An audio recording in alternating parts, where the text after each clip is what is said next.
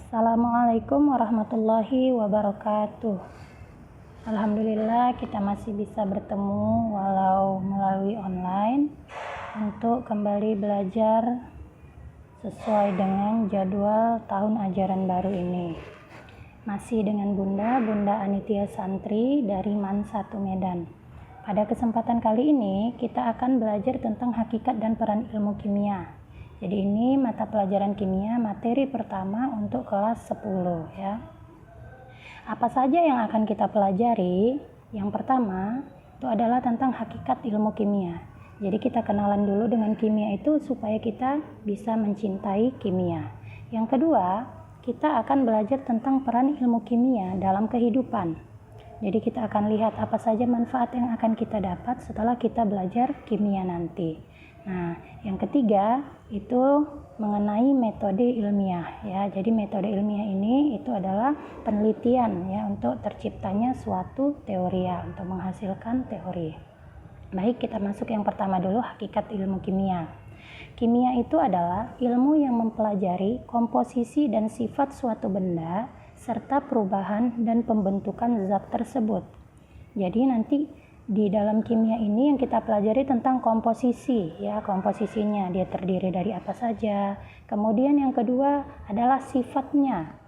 Nah, sifatnya itu bagaimana? Karena suatu benda dengan benda lain itu memiliki sifat dan karakteristik masing-masing ya.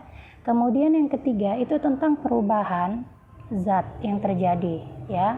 Yang terakhir itu tentang pembentukan zat itu, bagaimana proses pembentukannya. Nah, kalau ada pembentukan nanti pasti ada penguraian. Baik, hakikat ilmu kimia itu ada 4. Yang pertama, ilmu kimia adalah ilmu yang mempelajari struktur materi. Waktu kamu di tingkat SMP atau MTS, kamu sudah mempelajari di mata pelajaran IPA atau sains bahwa materi adalah segala sesuatu yang menempati ruang dan memiliki massa ya. Jadi di sini materi itu kita akan pelajari strukturnya bagaimana sih itu. Yang kedua, hakikat ilmu kimia. Kimia adalah ilmu yang mempelajari susunan materi. Jadi dia tersusun atas apa saja. Nah, di sini juga kita akan pelajari. Yang ketiga, kimia adalah ilmu yang mempelajari sifat materi. Ya, jadi bagaimana sifatnya. Selanjutnya yang terakhir itu kimia adalah ilmu yang mempelajari perubahan materi. Ya, jadi perubahan materi baik karena proses pembakaran, karena proses penggabungan atau penguraian, di sini akan kita pelajari. Jadi ada 4 hakikat ilmu kimia ya. Kita lanjut. Peran ilmu kimia. Jadi peran ilmu kimia di dalam kehidupan itu nanti ada 4 poin. Kita akan bahas satu persatu secara berurutan. Yang pertama itu apa-apa saja sih cabang ilmu kimia itu, baru nanti kita kaitkan dia dengan peranannya dalam kehidupan di setiap cabangnya ya. Yang kedua, apa manfaat ilmu kimia itu dalam kehidupan kita ya. Yang ketiga yaitu peran ilmu kimia dalam menyelesaikan masalah global. Jadi masalah global ini itu masalah yang dihadapi tidak hanya kita di Indonesia, tapi juga di seluruh dunia. Nah, yang terakhir, apa saja sih karir di bidang kimia itu? Seorang kimiawan itu kalau bekerja biasanya di bidang apa? Di sini nanti akan kita bahas ya. Kita masuk dulu pembahasan yang pertama, cabang-cabang ilmu kimia ya. Cabang ilmu kimia itu ada banyak. Salah satunya yaitu kimia organik, ada juga kimia anorganik, ada kimia analitik, ada kimia fisika, ada kimia nuklir, ada kimia lingkungan, kimia polimer, kimia organik bahan alam, kimia pertanian dan pangan, kimia larutan dan permukaan, ada biokimia dan ada geokimia. Jadi kimia ini termasuk adalah center of science ya, pusatnya ilmu pengetahuan. Kenapa Bunda katakan seperti itu? Karena dengan belajar kimia, kamu itu sudah belajar matematika, wajib bisa matematika. Kenapa? Karena pada cabang ilmu kimia, kimia analitik, itu matematikanya harus kuat. Ya, dengan belajar kimia, kamu sudah belajar fisika juga. Pada cabang ilmu kimia, kimia fisika, kimia larutan dan permukaan, Nah, di situ juga kimia nuklir dan geokimia, kamu itu harus kuat ilmu fisikanya, ya. Terus dengan belajar kimia, kamu juga sudah belajar biologi atau harus belajar biologi. Cabang ilmu kimia yang mewajibkan bisa biologi itu ada kimia organik, kimia polimer, kimia organik bahan alam, kimia pertanian dan pangan, kimia lingkungan, dan biokimia. Jadi kimia itu betul-betul center of science ya. Matematika, fisika, biologi itu pusatnya adalah kimia ya. Lanjut lagi, yang kedua peran ilmu kimia dalam menyelesaikan masalah global. Nah, ilmu kimia itu memiliki peran penting untuk menyelesaikan masalah global. Masalah global yang terjadi misalnya, ini Bunda kasih contohnya 4, itu mengenai penanganan energi yang sudah semakin krisis ya, terjadinya krisis energi. Jadi dengan kimia itu bisa ditemukan energi alternatif. Jadi sumber energi alternatif itu misalnya melalui alkohol, itu bisa memodifikasi struktur alkohol itu sehingga menyerupai bahan bakar yang sudah mengalami krisis ya, yang biasa digunakan. Yang selanjutnya di sini ada mengenai keamanan lingkungan ya, peran ilmu kimia. Di situ contohnya memadamkan api lebih cepat pada kasus kebakaran skala besar. Misalnya terjadi kebakaran hutan yang luas sehingga kita sebut kebakaran skala besar. Kalau untuk memadamkannya itu tidak bisa hanya menggunakan air saja ya. Kalaupun bisa itu membutuhkan waktu yang sangat lama dan air yang sangat banyak. Jadi dengan adanya ilmu kimia dipelajarilah sifat api itu, bagaimana sifat api, sehingga ditemukan salah satu senyawa yang bisa meredam perluasan api yaitu dengan karbon dioksida. Jadi untuk memadamkan api tidak hanya dengan air, tapi juga bisa dengan membom suatu senyawa yang kandungan karbon dioksida di dalamnya itu tinggi ya, sehingga apinya lebih mudah padam. Selanjutnya ada membuat hujan buatan pada daerah yang mengalami kemarau panjang. Nah, dengan membuat bibit-bibit awan, misalnya suatu daerah sudah terlalu lama kemarau sehingga sangat kering kerontang, itu bisa dengan ilmu kimia membuat bibit-bibit awan sehingga terjadi hujan buatan. Yang ketiga itu mengurangi pencemaran lingkungan. Jadi ilmu kimia itu bisa mengurangi pencemaran lingkungan. Bagaimana? Dengan menciptakan suatu produk yang bisa didaur ulang atau mudah terurai. Salah satu contohnya yang sekarang ini sudah semakin marak yaitu penggunaan plastik yang bisa hancur dengan sendirinya dan bisa menyatu dengan tanah. Ya, atau membuat produk misal botol minuman yang bisa digunakan berulang-ulang, tidak sekali pakai. Jadi itu juga dikaji sifat-sifat bahannya menggunakan ilmu kimia. Nah, yang terakhir di sini ada program Langit Biru. Program Langit Biru itu karena sekarang polusi sudah sangat-sangat tinggi di bumi ini, sehingga diteliti asalnya itu polusi paling tinggi melalui asap kendaraan ya, dan limbah pabrik ya, asap buangan pabrik. Jadi pada kendaraan bermotor itu bisa diminimalisir bahaya asapnya dengan meletakkan katalis konverter pada knalpot kendaraan. Kayak mana caranya Bunda? Jadi pada knalpot kendaraan itu diletakkan katalis ya, sehingga asap buangan kendaraan, misalnya karbon dioksida, ada timbal dan lain sebagainya, dia bisa terikat atau diuraikan oleh katalis tadi, sehingga tidak semuanya terbuang ke udara. Nah, yang terbuang ke udara itu tidak yang berbahaya lagi. Jadi logam-logam yang ada kandungannya pada bensin itu terikat pada katalis tadi, dan yang terbuang itu hanya karbon dioksida. Karbon dioksida kan dapat digunakan oleh tumbuhan untuk proses fotosintesis. Jadi itu beberapa peran kimia ya menyelesaikan masalah global. Nah, yang selanjutnya manfaat ilmu kimia di berbagai bidang kehidupan. Jadi ada 8 nanti Bunda bagi dalam 2 slide. Ini slide yang pertama mengenai manfaat ilmu kimia. Kita lihat yang pertama itu untuk kesehatan dan kedokteran. Jadi ilmu kimia itu mempermudah diagnosis penyakit, metode pengobatan kesehatan, ya, pembuatan obat-obatan, dan farmasi. Jadi itu menggunakan ilmu kimia. Yang kedua itu pada energi dan lingkungan, ya, manfaatnya untuk energi dan lingkungan. Jadi kimia ini berperan dalam pencarian energi alternatif seperti tadi yang sudah Bunda katakan. Misalnya untuk menggantikan solar itu bisa dengan biosolar. Jadi dia dari makhluk hidup, dari tumbuh-tumbuhan, misalnya dari biji dari biji jarak, ya, itu bisa menggantikan solar. Dia dimodifikasi sehingga strukturnya sama dengan solar dan bisa beroperasi pada mesin diesel atau misalnya pengganti bensin, ya, dengan memodifikasi rantai pada alkohol, ya. Jadi itu termasuk energi alternatif.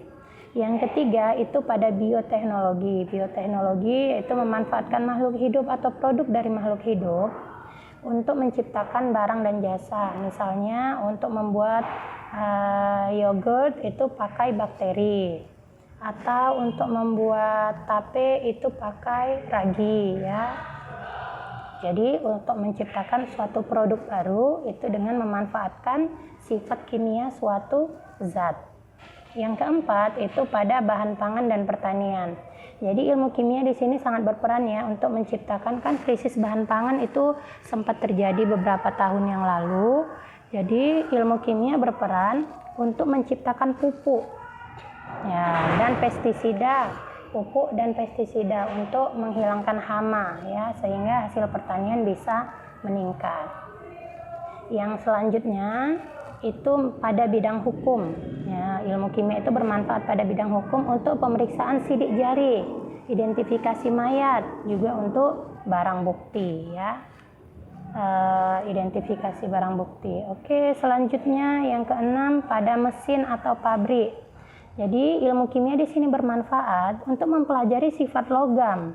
Bagaimana sifat yang sesuai, logam apa yang sesuai yang dibutuhkan pada kondisi pabrik atau mesin tertentu. Misalnya dia untuk memproduksi produk yang bersifat asam, maka mesin atau alat-alat pada pabrik tersebut itu digunakan harus logam yang tahan asam.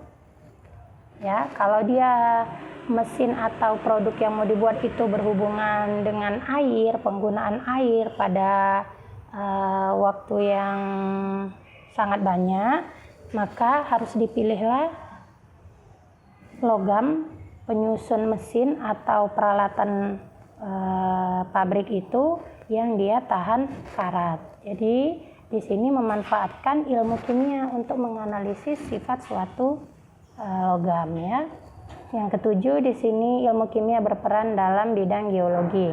Pada bidang geologi ini maksudnya pertambangan, ya. Jadi ilmu kimia itu menentukan unsur-unsur yang terkandung dalam bebatuan tambang. Karena seringnya suatu tambang itu tidak hanya menghasilkan satu jenis logam saja atau barang tambang saja. Misalnya pada tambang emas, itu ada kandungan lain juga selain emas di situ. Misalnya tembaga, ya.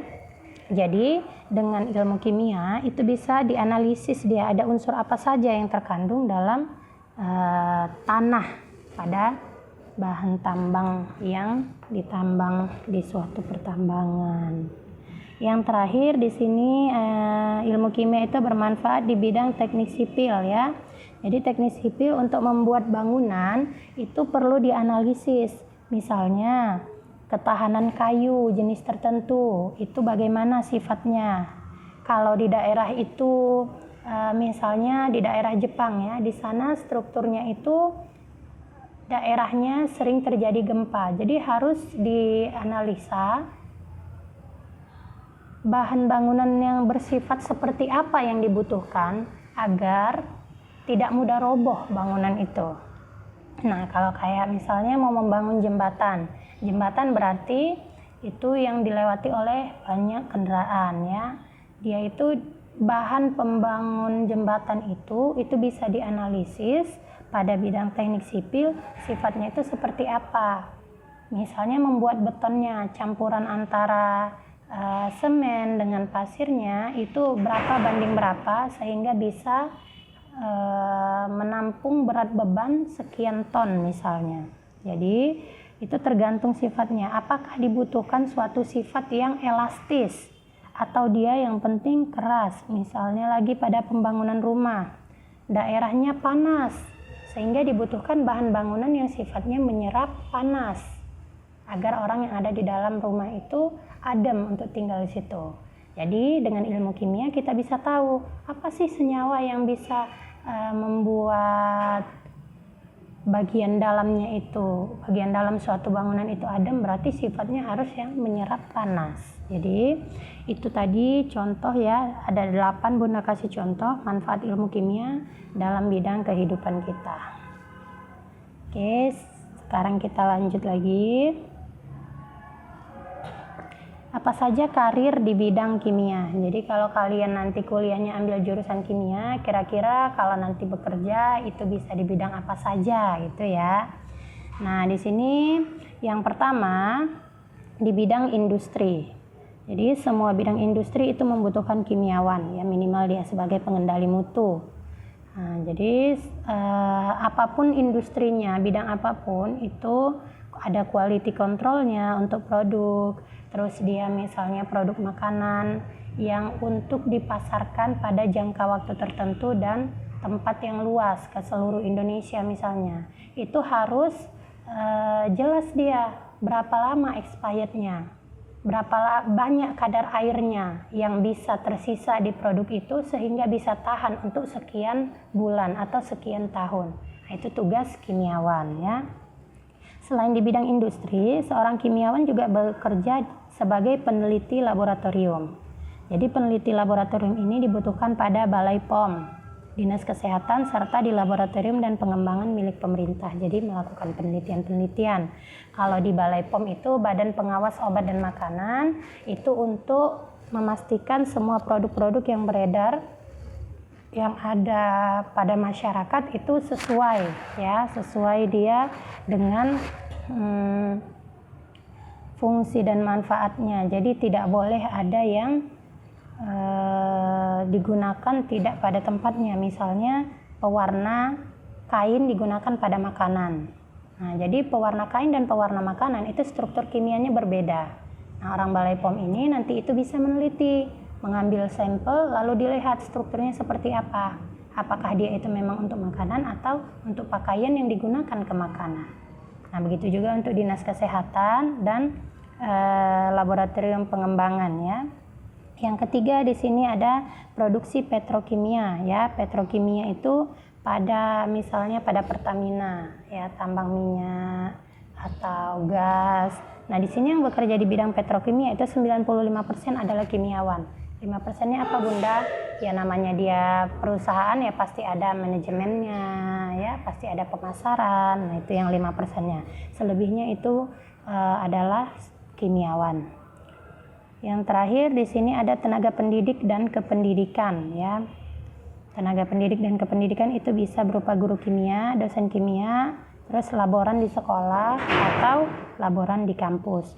Nah, Bunda tambahi satu lagi, itu bisa bekerja seorang kimiawan itu sebagai ahli forensik ya. Ahli forensik itu pada bidang hukum atau kepolisian. Jadi itu juga memanfaatkan ilmu kimia.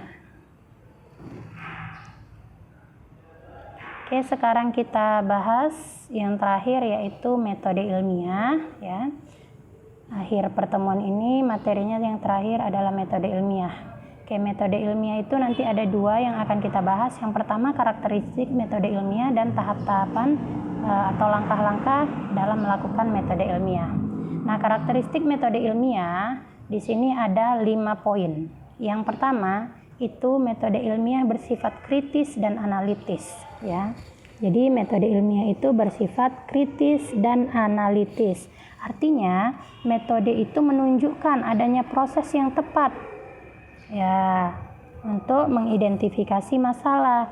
dan kita harus menganalisa dengan tepat, ya, harus analitis dia. Jadi analitis itu bisa menganalisa dengan tepat metode apa yang akan kita gunakan untuk memecahkan masalah yang sudah muncul tadi. Oke, karakteristik yang kedua, metode ilmiah itu bersifat logis. Artinya kita dalam melaksanakan metode ilmiah itu harus dapat memberikan argumentasi ilmiah. Kesimpulannya itu harus rasional, ya, dibuat berdasarkan bukti-bukti yang ada, bukan dengan perasaan, ya. Itu dia bersifat logis, dapat diterima akal pikiran. Oke, karakteristik yang ketiga, metode ilmiah itu harus bersifat objektif. Artinya, itu dapat dicontoh oleh ilmuwan lain dalam studi yang sama dengan kondisi yang sama. Artinya apa, Bunda? Objektif itu hasilnya akan tetap sama ketika Bunda yang melakukan, atau kamu yang melakukan, atau ada orang lain yang melakukan. Jadi dia nggak bisa kalau hanya saya yang melakukan baru hasilnya itu, ketika orang lain melakukan hasilnya berbeda. Itu bukan karakteristik metode ilmiah, ya. Jadi dia harus objektif, hasilnya sama ketika dilakukan oleh semua orang atau oleh siapa saja. Yang keempat, metode ilmiah itu bersifat konseptual. Artinya, proses penelitian itu dijalankan dengan mengembangkan konsep dan teori. Ya, jadi bukan asal-asalan aja, harus jelas dia. Kita melaksanakan itu berdasarkan teori apa, konsepnya apa. Misalnya, pada metode ilmiah kamu menerapkan zatnya dibakar. Atas dasar apa kamu memunculkan itu harus dibakar? Atas teori apa gitu, misalnya untuk menghilangkan kadar airnya. Nah, kenapa dibakar kok bukan dipanaskan saja? Nah, itu dia harus konseptual, ya. Jadi harus sesuai dengan konsep dan teori sehingga hasilnya bisa dipertanggungjawabkan. Nah, karakteristik yang terakhir yaitu metode ilmiah harus bersifat empiris. Artinya metode yang dipakai itu berdasarkan fakta di lapangan, ya. Apa yang betul-betul nyata di lapangan. Misalnya kamu melakukan penelitian metode ilmiah mengenai manfaat pupuk, seberapa bermanfaat pupuk yang baru kamu ciptakan itu dalam pertumbuhan suatu tumbuhan.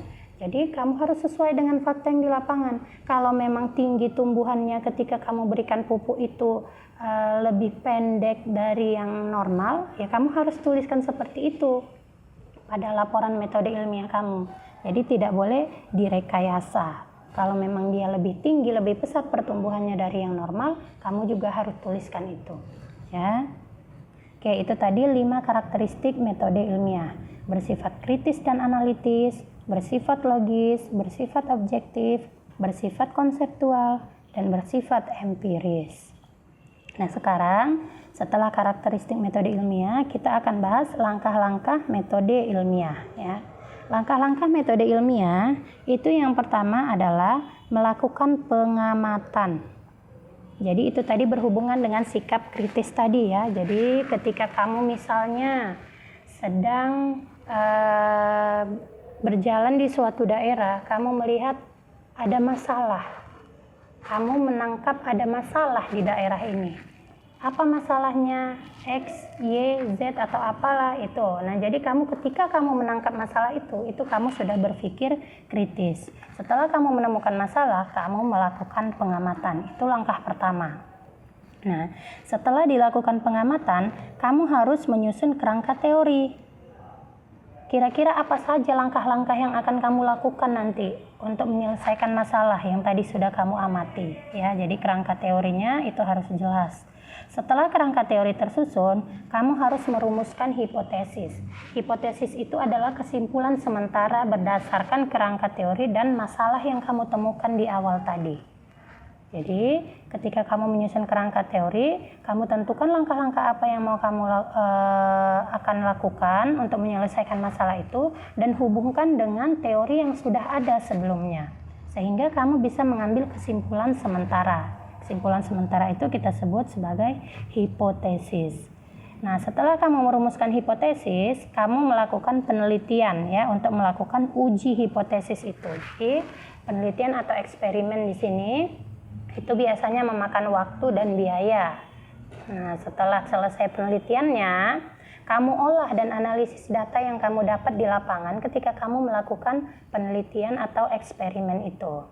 Setelah selesai olah dan analisis data, maka akan bisa ditarik suatu kesimpulan. Apa kesimpulan yang bisa kamu ambil dari data yang kamu olah dan kamu analisis itu?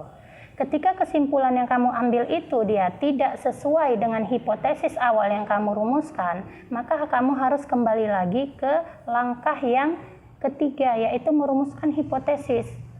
Buat hipotesis baru lagi kalau dia tidak sesuai dengan hipotesis kamu yang pertama tadi. Ya, jadi dibuat hipotesis baru. Setelah buat hipotesis baru, lakukan lagi penelitian.